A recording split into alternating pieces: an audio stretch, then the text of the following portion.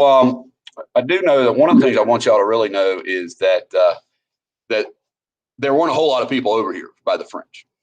So you mostly missionaries from the Jesuit order and these coureurs de bois, so fur trappers.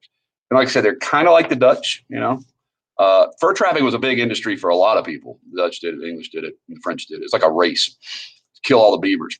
So the French were probably the most similar to the Native American people. The French really had no effort in chopping down lots of trees. They built a handful of forts, and that was it. They actually rode in canoes with the Native Americans. They one of the things I found fascinating when I was reading about is that Catholicism, you know, the Catholic faith, actually had more success with Native Americans than Protestantism, particularly than Puritan Congregationalism. So, if it'd be curious for me to see, you guys can type in the chat if anybody has a theory as to why the French Catholics had more success. Now, not all of them, some were slaughtered, but some were able to get quite a bit of success with the natives. And it's really fascinating reason. So I'd be curious to see if you could guess why the French Catholics were able to get more converts. But philosophically, they were also very similar in a sense that the French, you know, were hunters and they weren't farmers while they were here. And they coexisted with the Native Americans, although they made a pretty important decision. They decided to become particularly allies with the Huron, and the Huron are up above, like, well, they're in Canada. And the Huron were the sworn enemies of the Iroquois, which meant the French particularly became enemies of the Iroquois. And that would prove to be painful for them, particularly in these things called the French and Indian War. So, you know, the thing is that the French had to pick one side, so to speak, to be friendly with, and the Huron were closer to Quebec, the Iroquois in Western New York, and so that led to a problem. Well, nobody made an effort on figuring out why Catholicism had more impact or more success. So let me tell you, the Catholic orders used all kinds of ceremonial behavior. So they used like incense in their ceremony. They had icons, which were like statuary. And for Native Americans who were what we call totemic, meaning they like signs and symbols and stuff, the Catholics had a whole lot more of that. Protestants, you may recall, were very simplistic in their worship, particularly the Puritans. No imagery, no symbolism, none of that stuff. So, you know, very severe kind of religious practice. And the Catholic people were more ornamental, more ceremonial. And that lent itself to being understood easier by Native Americans. But if you get a sense of perspective here, in about a 40-year period, the entire population of all of New France, keep in mind, New France is from St. Lawrence, all the St. Lawrence River, all the way down to New Orleans, was only about 60,000 people total. Not a lot of people. And so that is going to be a major issue for the French as conflict emerges. The Bourbons, the Bourbon, Louis XIII, Louis XIV, were not going to allow religious dissidents. They were not going to allow people to migrate. And so people just didn't. In fact, most of the people who came to New France were like individual hunters and fur trappers or Catholic missionaries. So, yeah, initially the French was kind of like an afterthought being in Canada. But over time, these conflicts began to emerge. And I really find this particularly interesting. You know, we're talking about this thing later called the 7 Years' War. So during the 17th and 18th century, you had some fairly sizable wars. Now, these were the kind of wars that were fought by gentlemen. Sometimes they would fight during the day and then have dinner together at night. You know, this is not what we think of as war today. I mean, people died and it was violent, but it was not like, this was gentlemen's war. You know, this was the era of standing in lines and shooting at each other. But they were fought by professional soldiers, people who were paid. So this is why mercantilism existed. And, you know, it was primarily for territory. This was when they were beginning to take over territory in France, take over territory in Asia, and of course, take over territory in America. But these wars are also fought over who got to be a ruler of something. Wars of like territorial government. So the English, that's us, so to speak, the English and the French got to fighting over who got to control parts of Western Germany today, the Germanies. And so one group wanted this Western territory and another group wanted it. And so they got to fighting. Now, the European name for this war is the War of the League of Augsburg. Okay.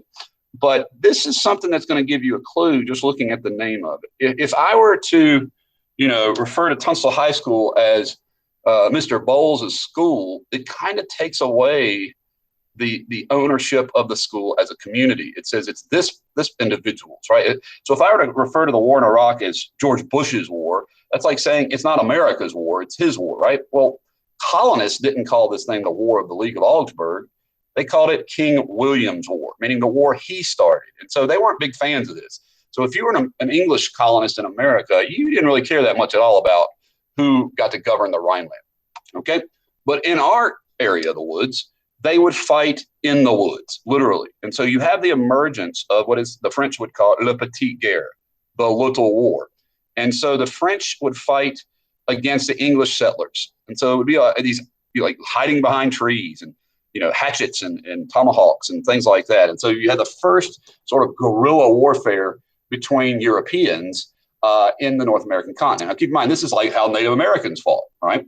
And so what you start to see is Europeans fighting the way Native Americans fought, not necessarily the way Europeans fought. And really, this was not that important in the American colonies, but it was the first of several. Now, the next one is going to be much bigger. Okay, and this was the last Stuart monarch of England.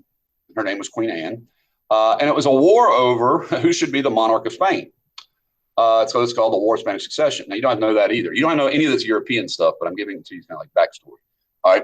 So England took Austria's side. England's always been the balance of power country, and then went to war against France and Spain. Okay. And the French fought the English over there and over here. And the French descended from Canada into Massachusetts and burned an entire city, town, village into the ground. All right. So the French were doing pretty well here, but they lost to the English in Europe. And so they had to give away part of Canada to the English. And so this is where Nova Scotia comes from, New Scotland, right? So Port Royal, which is on the St. Lawrence River, I'll show you in a minute, they had to give this up, and England got to bring all the slaves to North America. So the French couldn't import slaves anymore. So it was during this period that England kind of got the upper hand on France. But it's also during this, Queen Anne, this lady up here, dies without children. And so they have to go find a new monarch of England, but the monarch has to be Protestant. So they finally land on a German prince named George. He's from the House of Hanover. He doesn't speak English, and he doesn't understand England. But they're like, you'll be perfect to be king. And so this guy is king. But in the meantime, Parliament really runs England. So you have the first prime minister in English history.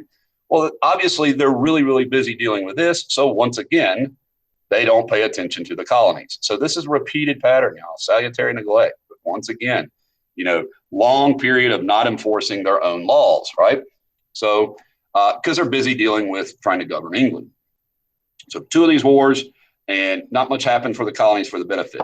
But one thing that really irks the Americans, it really irks the British, is when they find out that the American English colonists are trading with the French. Now, keep in mind, the French are their enemy, more or less. And so they find out that English colonists are buying and selling with French colonists. And so they smack a tax on French stuff, a tariff, a policy to say, we don't want you guys to trade with the French people, part of mercantilism. But once again, not enforced. All right. And so during this period, the local governments here in America pretty much are running the colony. They're not getting hardly any direction or guidance from England, and that's just fine with them. So you have like the Virginia House of Burgesses pretty much writing the rules for Virginia. Now, the third war for empire, so to speak, is so silly, I'm not going to teach you about it, other than a guy got his ear cut off and mailed to the king. And so that started another war. All right. So it's called the War of Jenkins' Ear. But it's this last war that's the one that really changes the dynamic a lot. So it's called the War of Austrian Succession. Who gets to be the ruler of Austria's territory? It has to do with, if you know anything about European history, Frederick the Great attacked Maria Theresa over the issue of pragmatic sanction, and who gives it? We don't care. So they're fighting it out, and this is when Frederick the Great becomes great, so to speak. And Prussia and Spain and France are fighting Austria and England. Okay, Austria and England this time are on the same team. So the colonists do really well in this war. The colonists invade Canada, and they seize a fort. All right, a French fort that costs them lives. So in other words, they actually battle for this thing and win Louisbourg. Okay. But during the treaty exchange, the British say, well, we'll give you this back, French people. In exchange, we get total control over India. So it's like this big game of Risk or, Command and Conquer. And the colonial success is vastly overshadowed by the British goals in India. And so the colonists get mad about this. They're like, wait a minute, we fought for this thing and you're just giving it right back, and this wasn't the first time they'd fought over the same area. So the colonists are not particularly fond of being pawns in a global game of chess. Okay. So notice the year was 1748. So that brings us to this. Now, you don't have to be a scholar to figure out what the problem is with this map. You've got an English claim to all this territory where Henry Hudson sailed. Okay. Of course, you have the British claims here because this is the colonies. And you have this vast swath of France in the middle. So all the way up here from Acadia, all the way down to New Orleans, and then all the way over to what is today Montana. All right. So a vast territory. Now, the Spanish claimed this, obviously, and the coast, Pacific. But you may recall that this area here, the Pueblo Revolt had driven them out of, right? So this is kind of like independent land, so to speak, Native American territory. But it's this right here, the strike territory, that is by far the most important. And if you can tell this little blue line right here, this place is pretty freaking awesome even now. This is where Illinois is, Indiana, and Ohio. On the other side is Kentucky. This is what is called the Ohio River Valley, okay? And it is prime real estate. I mean, primo real estate. There's a reason why Louisville is right there. Okay. This is right on a wide, slow moving river. So you can transport goods all the way to Mississippi, very rich, fertile land. It's just the kind of place where you'd want to be, right? Well, the English claim is the Appalachian Mountains here. That's us, Appalachia over here. And then they also are claiming this land, but so are the French.